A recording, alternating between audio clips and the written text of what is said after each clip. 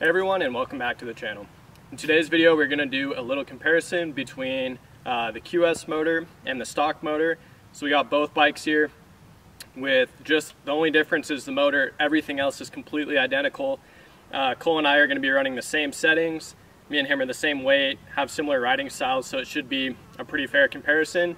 The things we're going to be looking at are efficiency, see if there's any sort of massive power differential between the two. So we generally ride at about the same speed, so if one struggles to keep up with the other. And then we'll do a little bit of a drag race, and also comparing motor temps is really our main goal, to see if the QS is really better at conducting heat out of the motor. So before we start that, I'll have Cole come up and show you a little bit of the fitment on the bikes here. Some things that I really do not like about the QS. So to begin with, the QS came a little bit wider. All of the mounting points were the same, but I had to file a little bit off, as I discussed a couple of videos back. And beyond that, I had to modify the Luna skid plate to get it to fit in there. The hall sensor cover here is significantly bigger than the stock motor, and in fact it's so big that you really can't even get this bolt in for the skid plate, which is a little concerning. I'm not a huge fan of that.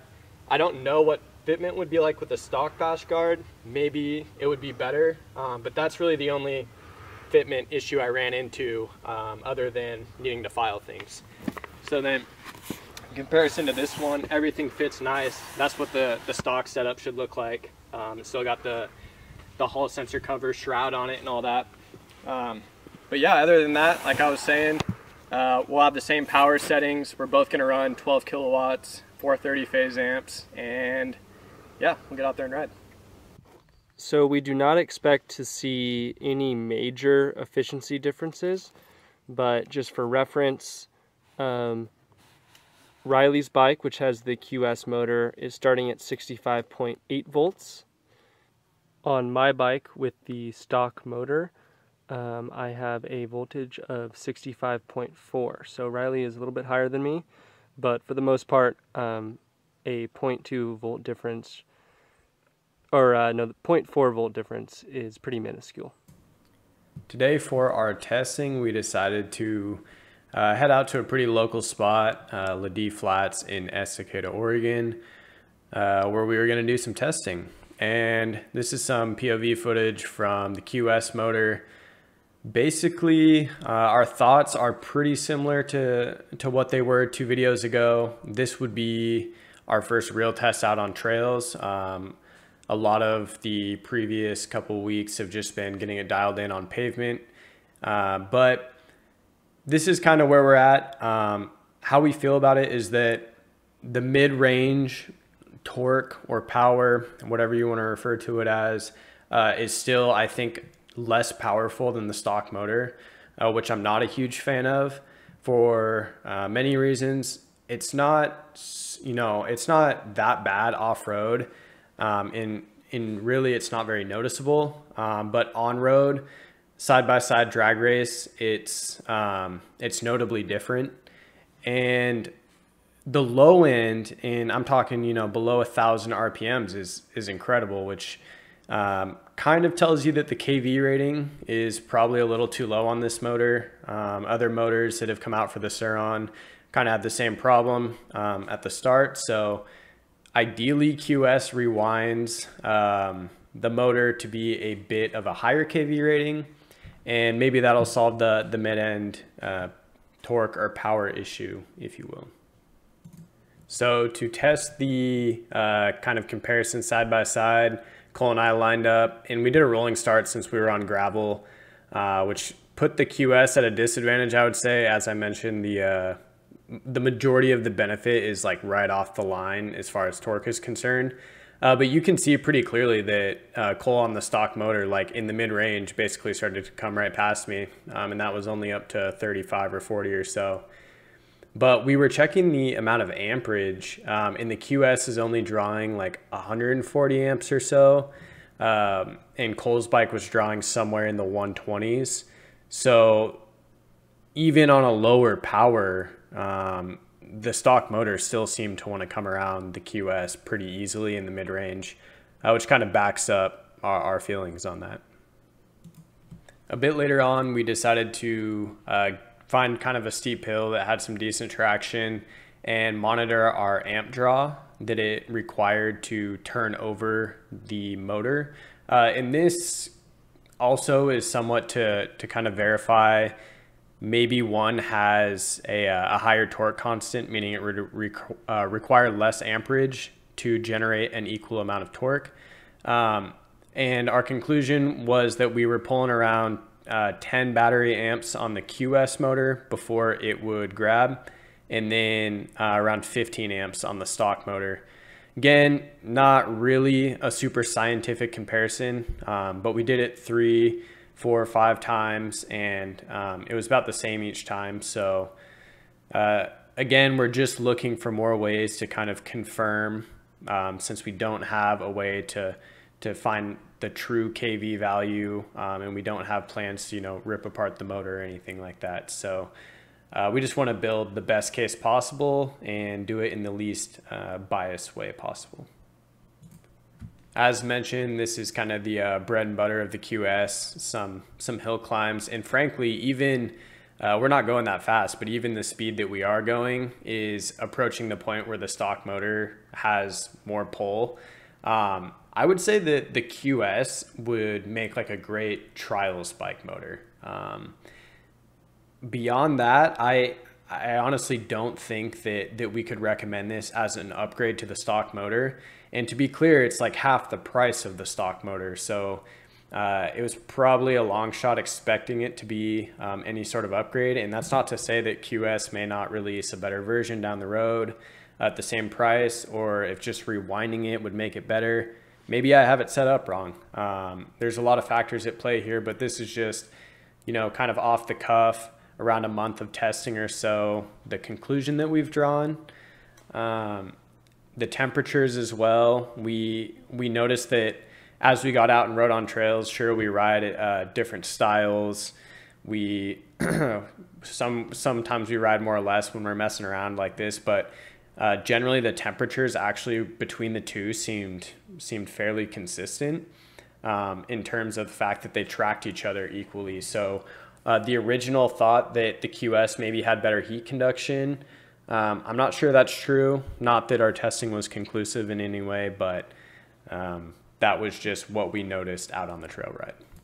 The last thing to kind of touch on was the energy usage or efficiency. Honestly, it's kind of a joke to even discuss this with the amount of variables and whatnot, and the fact that most motors are going to be highly efficient anyway. But that being said, there was no difference so noticeable that we could even tell from voltage change along our ride.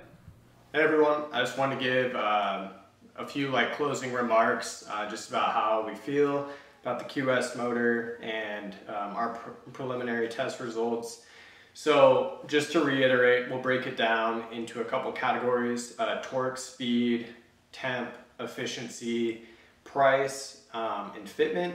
So to begin with, the torque, as we discussed, I think it's definitely better on the low end from 0 to 1,000 RPM. Anything above that, the stock motor is definitely better. As far as speed goes, I had this entire speed run filmed, and then the GoPro just corrupted the footage for some reason. But I did post GPS pictures on our Instagram at E-Moto Bros that you can check out. The first test, I believe I hit 61 miles per hour on a 64 tooth, and then I did a run again, the one I was filming, and I hit 59. And that's pretty fast on a 64 tooth, and definitely is not indicative of the fact that the KV value seems to be lower than stock, but that was kind of the result we had. And I also kind of wonder, I touched on it a bit in the last video. One of the problems we're having is that the motor just doesn't want to pull more power, and this is pretty common of motors that have low KV ratings. For example, the KO motor They released 2 variants, and the MX motor, a lot of people also had this issue. It was like a billy goat, didn't get hot, but it didn't want to pull very much power in it simply because it didn't need to. And I mean, really, I don't think that outside of like a trials application that would be super useful. So as far as speed goes, the results for me are still inconclusive. It seems like it shouldn't be able to go as fast as stock, and maybe it doesn't. But again, the speed test was only at around 10 kilowatts because that's the maximum amount I can get the motor to pull, somewhere around 150 amps. So, you know, I think it's being overvolted, and I think there's too much back EMF, and all of these things adding together. Really what needs to happen is there just needs to be a new version, and I'll touch on that in a second. As far as temperatures go, it could be the case that I have the temp sensor not calibrated correctly, though I was using, you know, the data sheet for this temp sensor, and then I've cross-checked it at multiple known temperatures, and it seemed accurate. So between the stock motor and the QS, when I was doing speed runs up and down my street during initial tuning and testing before I filmed the last motor video, it seemed like it didn't heat up super quick, and when it did get warm, it would shed the heat quickly, and that was leading me to believe that that potentially the heat conduction was better. But after testing more with the stock motor, we found that just during general trail riding at around 10 kilowatts or so, the temperatures would generally just hover around anywhere from 50 to 70 C, which is totally acceptable. The lower temp threshold where the controller starts to throttle your power so that it will cool off is somewhere around 120 degrees Celsius. So we're still quite a ways off, but the goal would be for it to be cooler than the stock motor at all times. But I don't think you could ever get to the scenario where you're truly testing the temp capabilities when you can't push more than 10 kilowatts. Of course, at that power level, it's not going to overheat. And then moving on from temp to efficiency. Again, I mentioned this earlier in the video. I think talking about efficiencies in electric motors, sure, there's things to consider there, but you know, any reputable company is going to be making pretty efficient motors. And comparing one to the other for the purposes of like a dirt bike, the differences were not any difference, if any at all exists. It was not notable in any of the data. So I would say they're probably very similar. Price, I believe the QS was somewhere in the low 300s, like $330, and then the stock motor, if you can even find one, is anywhere from, I've seen them as low as 500 up to $750. It really depends on who's selling them and how bad people need them. So I would say that the price, the performance is good. That being said, I don't think we could recommend this motor as an upgrade to the stock motor. I would say at best it's a lateral move. Really, it maybe would be better for like you have an X160 with the smaller motor, you have the Light B, the junior version, and maybe your motor goes out or you want a little bit better motor. This would be kind of more in line with that kind of upgrade, but I don't think it's worth taking out your stock motor if it's perfectly functional to replace it with this. And, you know, looking forward, hopefully a V2 comes out at the same price that's wound differently, and I can actually get some serious power through it and really give a good go at trying to get it hot and compare. Like I want a motor that's similar kV rating to the stock motor that handles heat better. That's really what everybody wants in the SurRon community, and KO has done that, but with the KO, it's not a budget-friendly option. Not that it should be. I mean, it's a lot better, But in the same vein, I think there's always people who are looking for the best deal and who don't need to run 30 kilowatts. And so I hope QS can find that kind of sweet spot. On the topic of KO, we definitely will be testing one of those. We're kind of just waiting to get one and determining whether or not we want to test it. Well, we know for sure we want to test it with the ASI controller because that's what we sell, but we also would like to test the KO controller on our channel. One thing that we absolutely don't want to be known for are the guys who will just sell anything.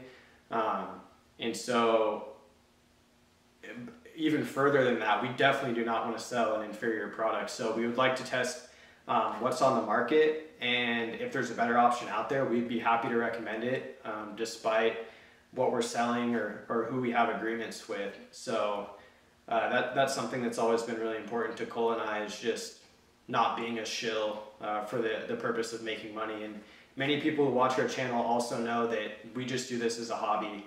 So we, you know, of course I can say whatever I'm going to say, but we do have our viewers' best interests in mind.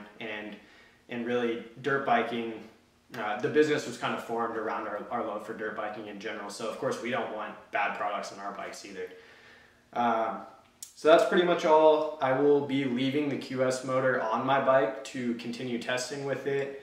I don't know if there's going to be a future development with, you know, tuning. Maybe I'm missing something. I messed around with it for a good while, and I haven't found anyone in the community who's gotten it to a point that better than I have. I haven't seen anyone pull more amperage or hit a higher top speed. So I'm gonna leave it on the bike, but when the KO gets here, that'll be going on, and we'll start all over with our testing process again, and we'll have a video for that as well.